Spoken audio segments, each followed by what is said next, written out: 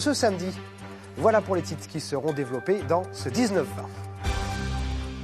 On débute ce journal avec l'exaspération d'usagers de la route à cause d'un ralentisseur à Géraudot dans l'Aube. Le litige, le Dodan, installé récemment dans la commune, empêche les voitures de circuler convenablement. Les explications de Nazim Medabdelwab et de Philippe Cocampo. Le Dodan de la discorde, le voilà. Placé cette semaine, il a attiré la grogne de certains automobilistes, surtout ceux qui ont des voitures de sport comme celle-ci. Du haut de ses 12 cm, le pare-choc frotte à l'approche du ralentisseur qui fait plus office de barrière pour ces véhicules. Une marche qui est... En essayant de limiter les dégâts, en passant une première et puis en essayant de lever le museau de la voiture de manière à limiter, mais ça raccroche bien. Alors on s'est estimé qu'on avait 35 mm plus haut que la norme de 10 cm.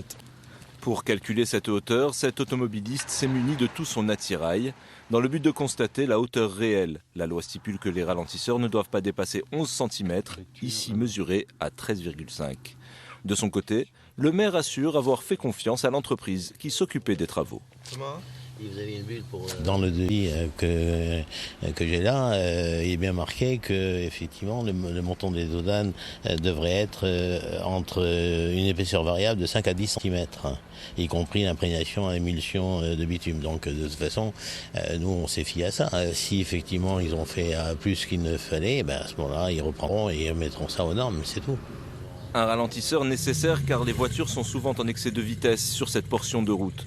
Dans le cas où il est trop élevé, le surplus ne sera pas retiré avant février prochain. Reste à savoir qui payera le montant des travaux du pare-choc qui a été détérioré. Et c'est ce Dodan sur la route qui pose problème qui a inspiré ce soir notre dessinateur François Schmitt.